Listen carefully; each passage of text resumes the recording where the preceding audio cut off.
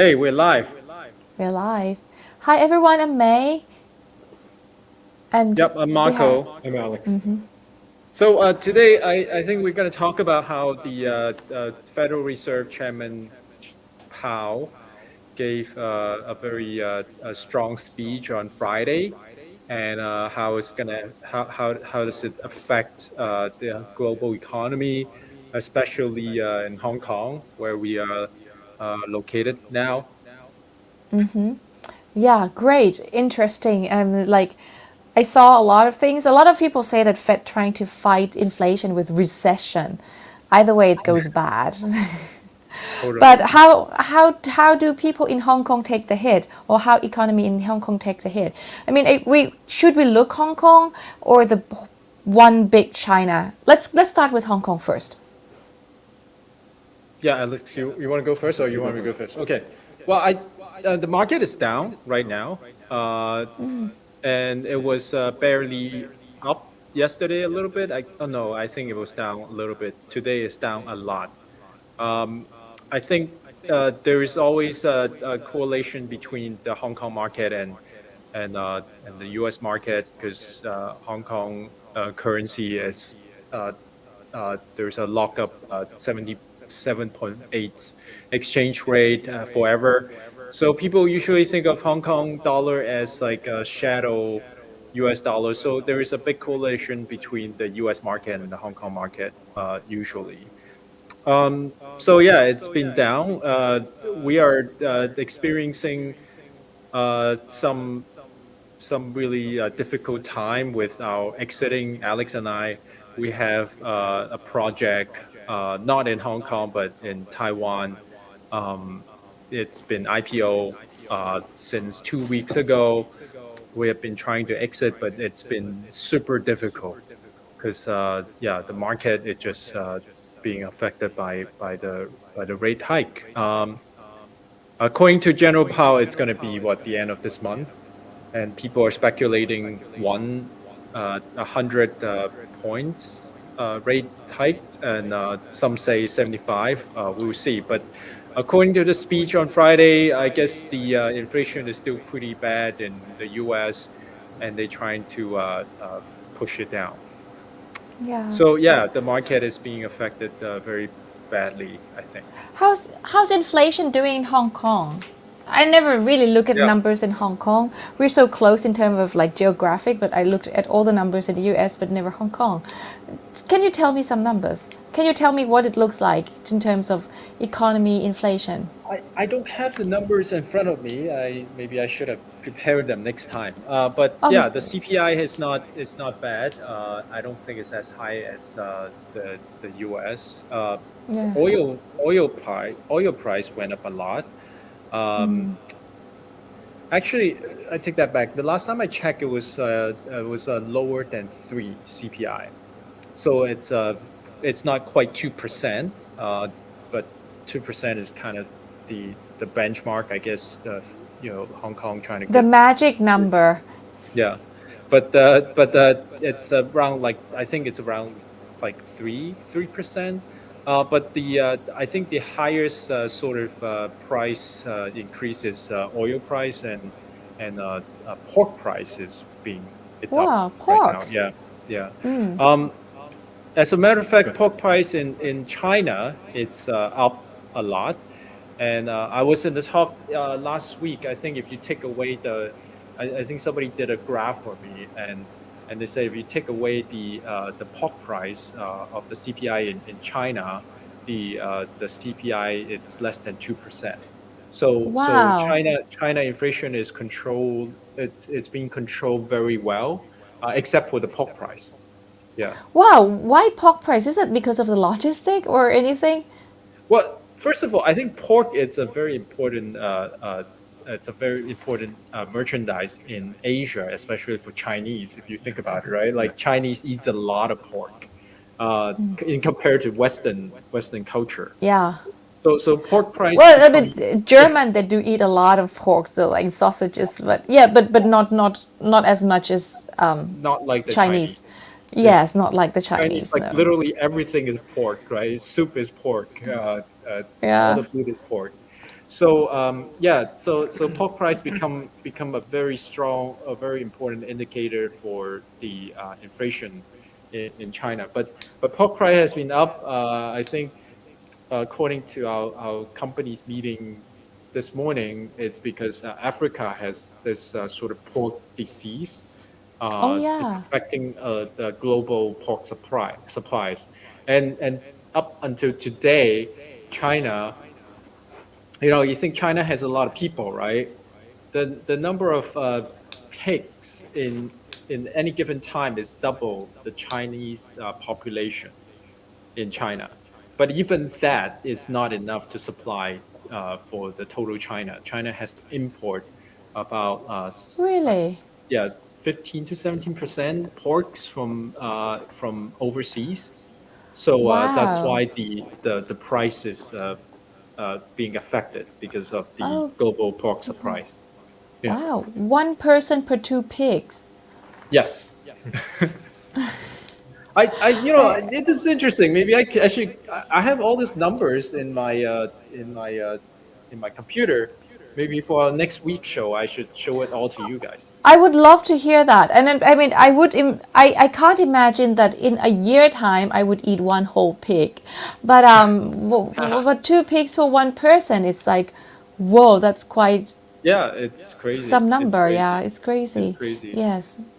And then with CP, we do a lot of pork business, so I have all these numbers. Maybe next time I should You yeah use know, it for a discussion. yeah, dive in. I mean, food is one thing that people asked Yeah. about when it comes to investment. Like as a defensive, what is the best to invest when nothing looks good right now except US dollars. And US dollars also has its risk. It's doing good right now, but everybody knows its risks. But apart from US dollar, people don't feel like they have a choice. So people turn to some defensive programs or some defensive business. So, I would like to talk about food and I would like to hear more numbers from CP himself. So, No, that's good. That's good. I can get you those numbers. Those are like public information. We just pay more attention to these numbers than other companies. Yeah. yeah, of course, definitely, for Chicken and sure. pork CP equals chicken. No, I didn't say that. Okay. Yeah. So anyway, can you just help me elaborate, expand more?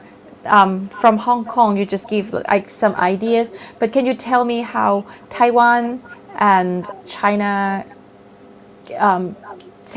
get the effect from the COVID, or even from the global events like the visit from American. Sorry, I Politicians. think I Yeah. hear echo from from your side. Oh, really? Yeah. Okay. How can I how can I do this? Is it better now? Here, Okay. maybe. I think it's better now. I think it's better now. Okay. Yep. Okay. Right. So so do you want to take this on? It should, yeah.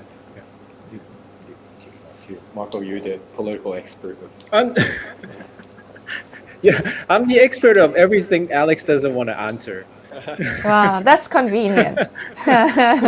He looks like me too. Just you don't really know. so, so yeah, uh, yeah, and if I got into trouble, I would say I'm Alex, right? Yeah, it's just like my mom saw this show and she laughed. Like truly. Like are they twins? I see. She asked. Like Yeah, she didn't wear glasses, so but I see. yeah, you can be Yeah, no, substitute. no. I think the U.S. politician visiting Taiwan is certainly not good for the whole uh, sort of Indo-Pacific or the Greater China situation.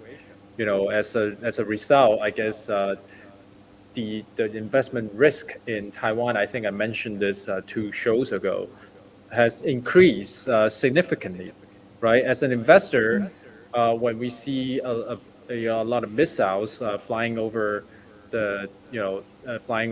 Taiwan, um, we immediately think that we should not do any more investment in Taiwan, and yeah, and it would You just mean we as further in damage. we who? We we As an like investor, investors? Yeah, yeah. okay. So to me, investment money it's neutral, right? We don't have any political bias, right? We just want to investor is simple, right? They just want to make money. They just want to like invest money and get profit.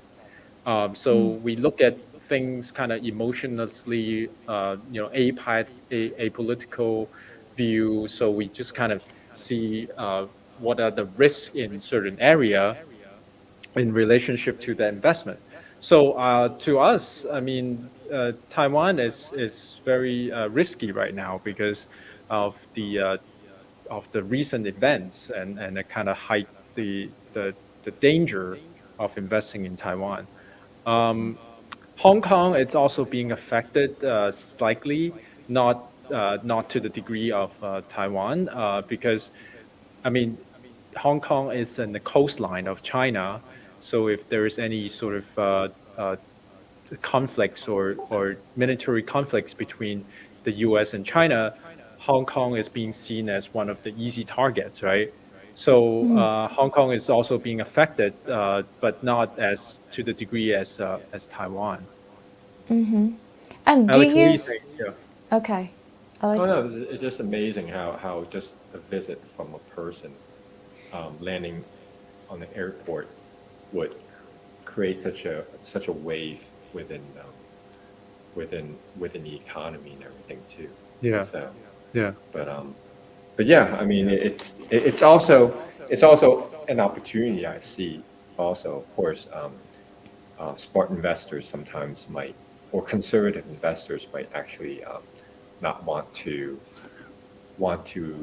invest in something that might have potential risk. But this is also the time when things are cheapest. So you get some speculators that might actually enjoy scenarios like this. Yeah. Yeah.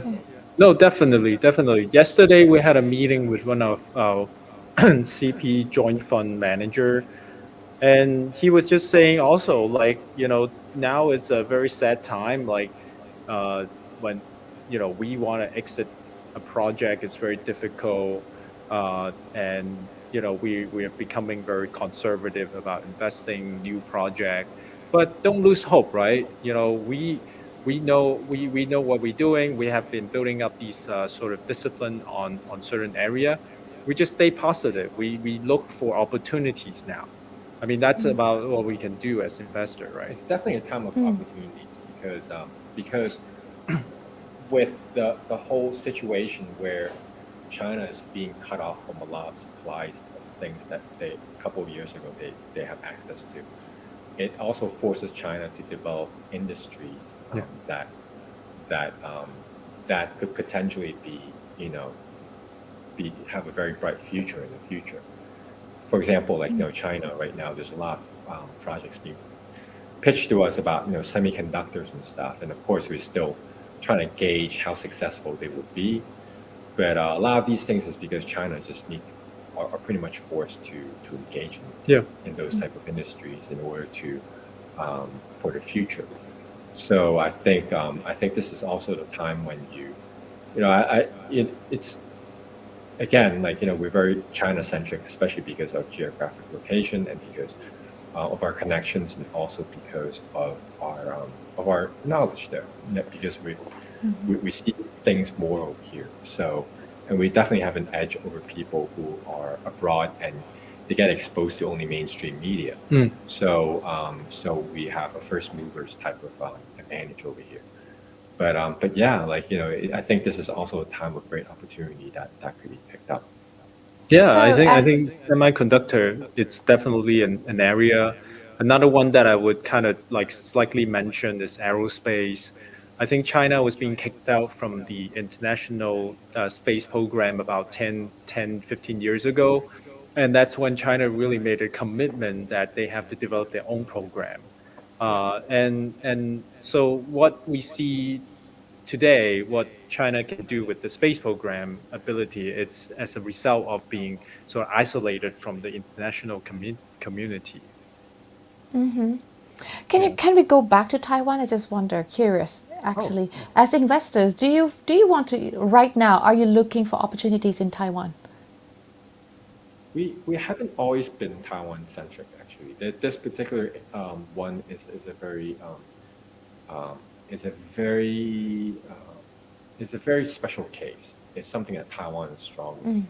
I don't know if I'm convenient to reveal anything about You this can one. you can talk only what you can. You don't have to say it, like, it yeah, We it's a oh, semi. you don't Yeah, have to spill all the juicy. So well just only in what necessary. Taiwan, like we very much limit to like technology, semiconductors. They're very strong in that semiconductors or like or anything relating to like LED screens and yeah, things of that sort. So somewhere along that field, but yeah.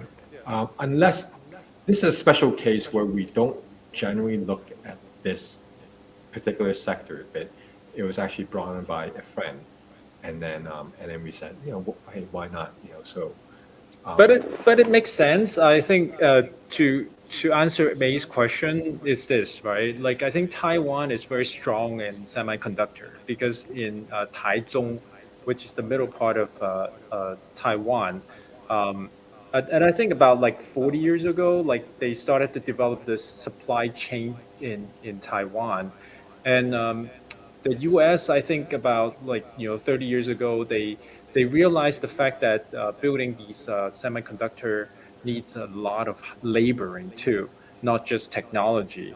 And Taiwan just so happened have a lot of sort of cheaper labor in place, and they're very highly educated engineers, and a lot of them are actually U.S. educated. So it was a convenience for Taiwan for the U.S. to kind of uh, distribute or outsource all these like semiconductor manufacturing in Taiwan, and that's why Taiwan became such an important region or such an important place for semiconductor development, and to a point where now the U.S. kind of realized the fact that uh, it's been leaning on a lot of the Taiwan and Korea semiconductor capability for its economy, and they are trying to convince these manufacturer to move to back to the U.S. And this is the biggest kind of political, geographical uh, conflicts or situation. I shouldn't say a conflict, right? It's kind of like a bargaining. So you see in recent events where in these sort of state governors, like Ohio state governor and Indiana state governor, they all went visit Taiwan because they're trying to convince uh, the biggest Taiwan semiconductor manufacturer to set up shops in their state. Yeah. Okay. So It's very interesting time, but I wouldn't do any kind of investment likely in Taiwan right now. But I think yeah, paying close attention to the development, yeah, maybe we'll find something interesting. yes, but from what you say, it's going to be super highly volatile in Taiwan.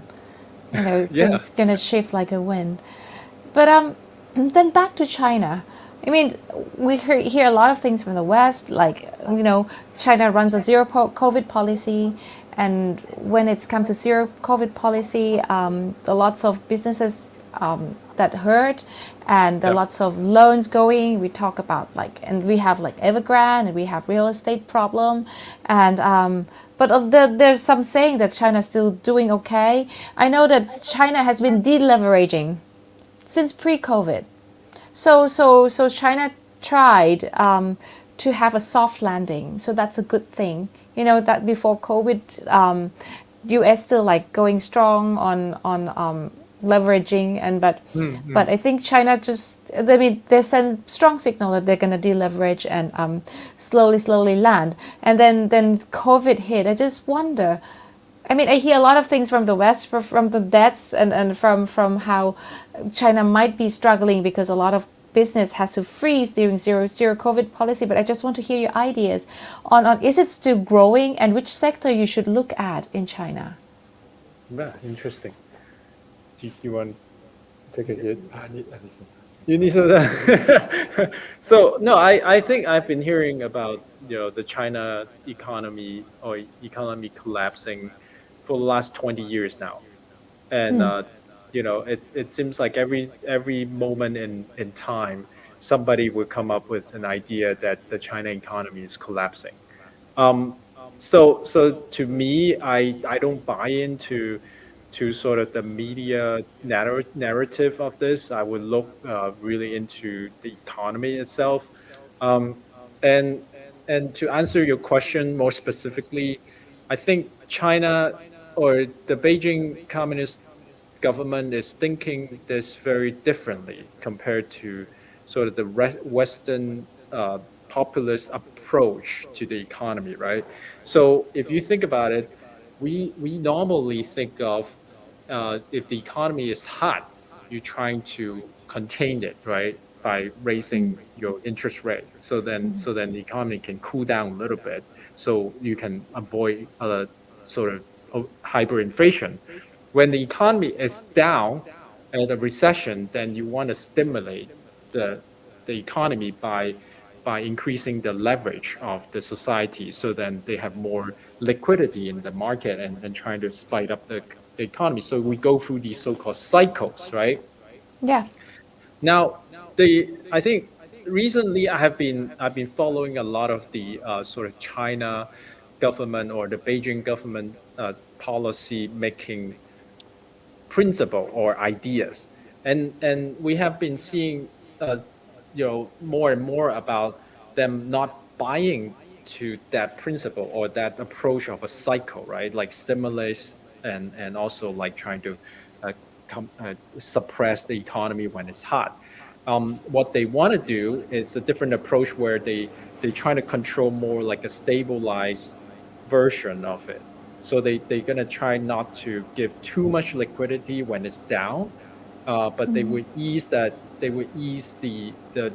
interest rate by lowering the interest rate. What we are seeing now, right? The economy is a little down, but they try to ease the people who borrow money earlier by lowering the rates, but not by increasing the leverage or the liquidity in the market.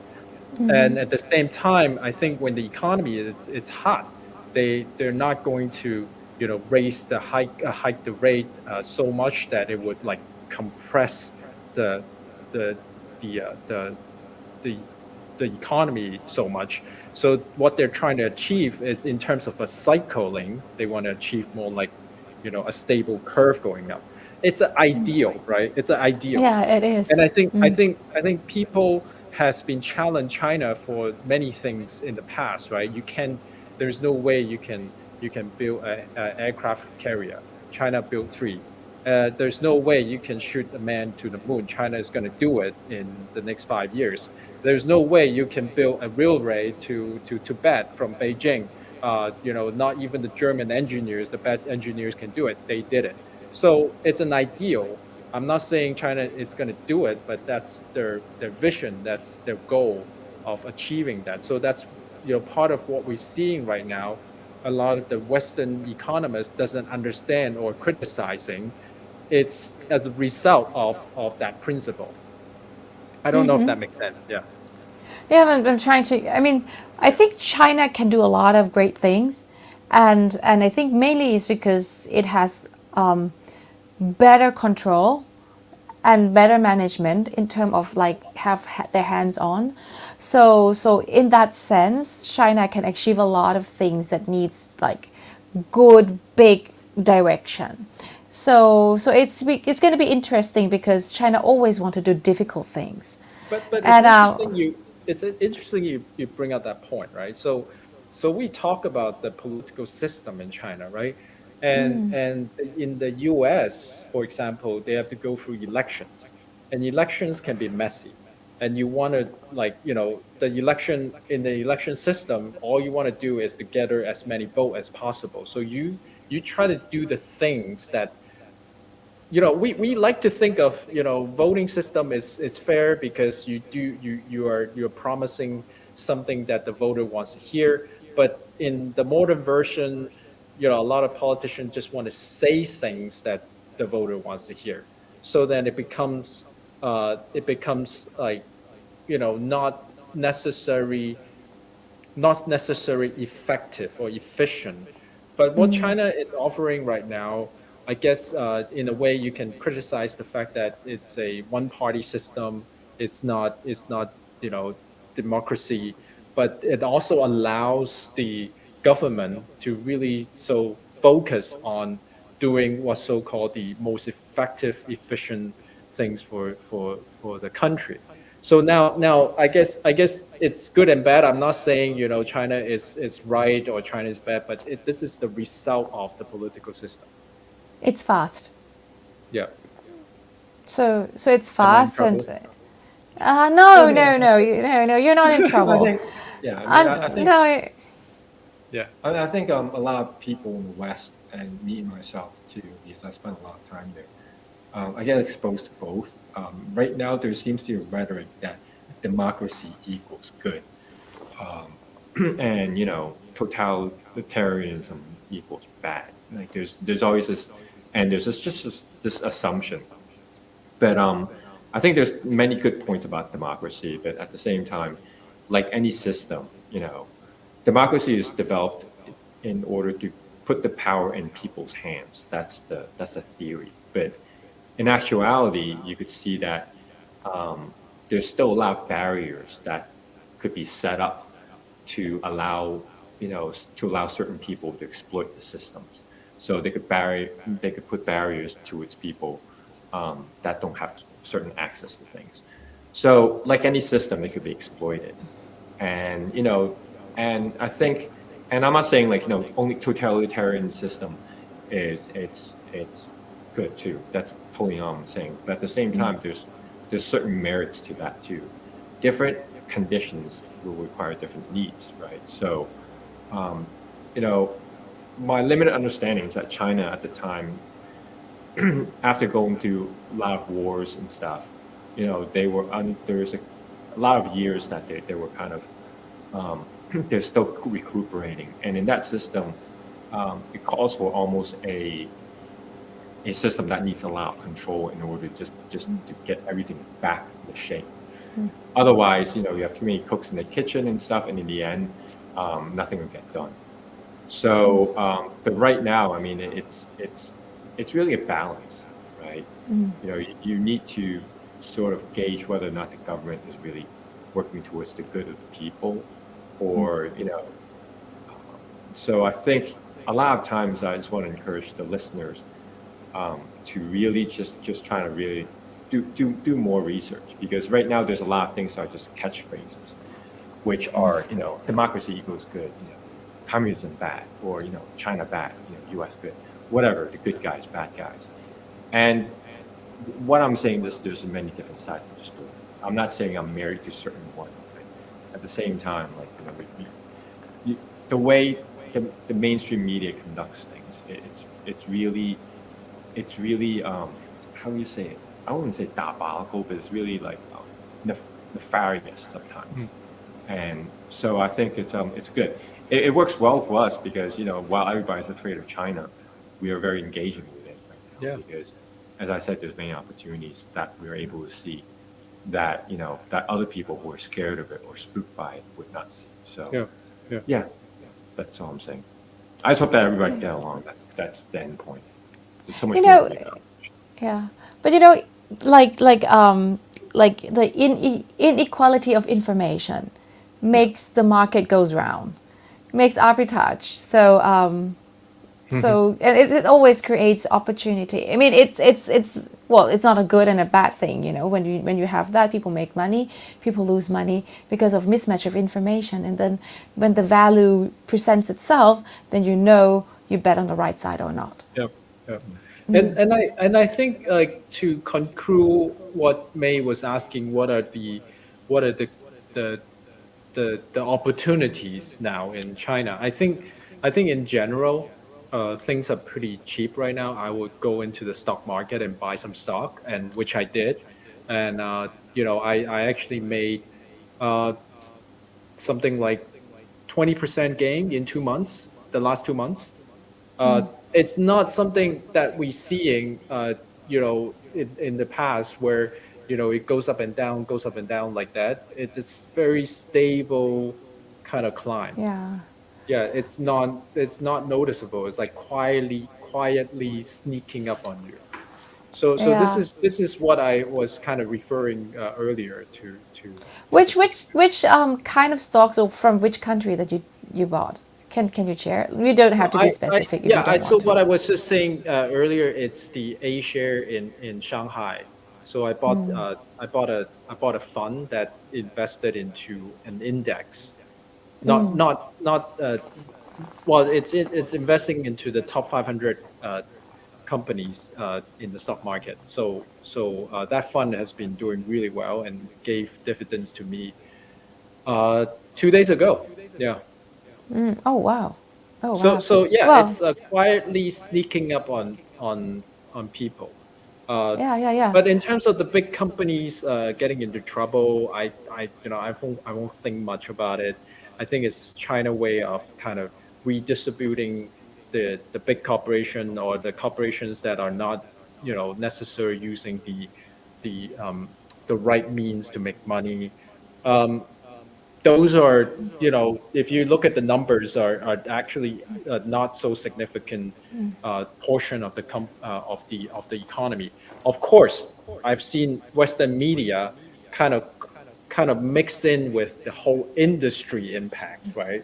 So Evergreen is just one company Yeah. in the whole industry, and then people will relate that to the whole industry collapsing, which I don't think is true. Yeah. Wow, interesting.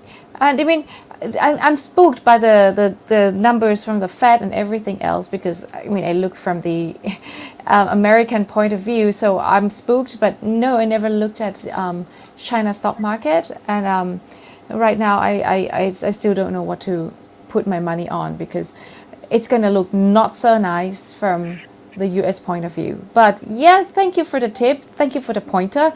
I definitely gonna have a look in certain index. Thank you. So I think we're coming to the end of the show, and next time we're gonna do food industry is at the defensive place and how CP thinks about that.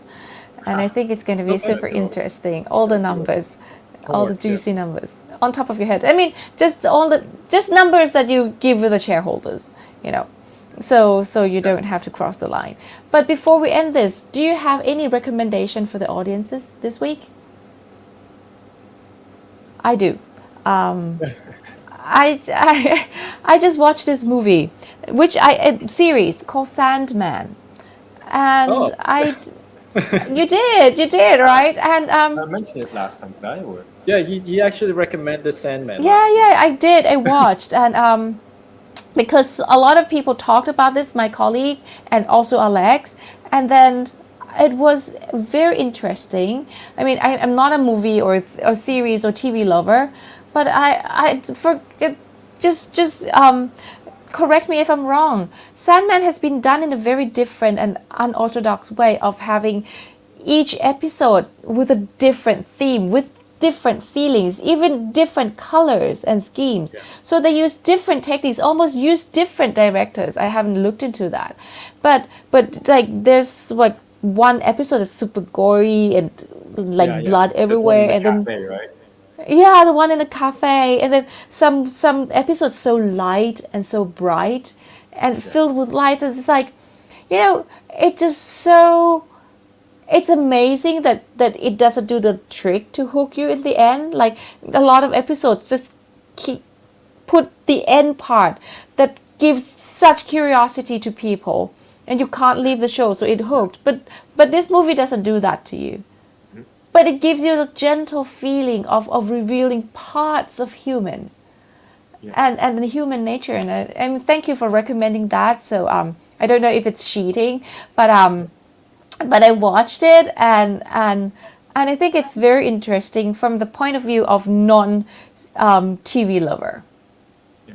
Well, I mean, it's actually Sandman was from a graphic novel slash comic book from 1990s.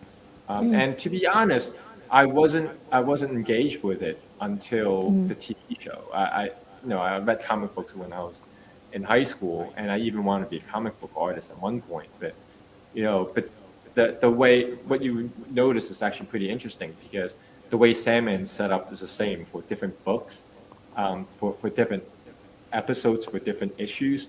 They have different feel to it, and it's like completely different story, but related in some sense. They're still building an arc, but then they show different aspects of it. So Yeah. I really really liked it too. It was very very different. Let's just Yeah. say. And Refreshing. if you want another recommendation from me, because I love just like watching movie entertainments, because right now that's not only do I like it, but right now is my way of bonding with my kids. I try to get him to get off his computer, so I'll actually tell him to come out and watch TV with me. And recently we watched the movie RRR. I don't know if you've seen it before. It's an Indian movie from India, but it was like over the top, but very, very entertaining. Very long, but paced very well. So I definitely recommend that. Of course, Top Gun everywhere. I recommended that already. I Really? recently, yeah, recently Yeah. came out on the TV, and I made my kid watch it with me. He was so against watching it because I wanted to take him to the cinema and watch it. But then in the end, like as soon as he watched it, after like 5 minutes, he was completely hooked and was Wow, fully Top asking. Gun's on TV now. Yeah, well, actually, it's on this thing called Unblock Box in Hong Kong. No, it's Oh, actually okay. on Apple TV. Oh, really? You Okay. can buy it and rent it. I just rented for $38. Yeah, It's very good. yeah. Right, So right, right. Okay, I don't. My Apple TV just expired, and I haven't renewed because I have HBO, I have Netflix, I have Disney Hotstar. I have yeah, too okay. many Yeah, no, subscribe. it's good. Yeah. So I have too many channels, so I have to cut one out and stop renewing certain Yeah. channels. But Top Gun, yeah, I wanted Top to Gun, see. I but haven't got it. definitely RRR. Check that out. It's very different. It's RR. like an action movie musical, historical musical. It's so over the top, but it's just very fun movie. So Okay. Okay. Right. it's on Alright. Netflix. Yeah. Netflix, right? Okay, I'm writing it down. RRR. Okay. I'm late to the party too. Apparently, it's been out for a while. All right. All right. And what about you, Marco? Do you have anything recommend, or you want to cheat the way I do?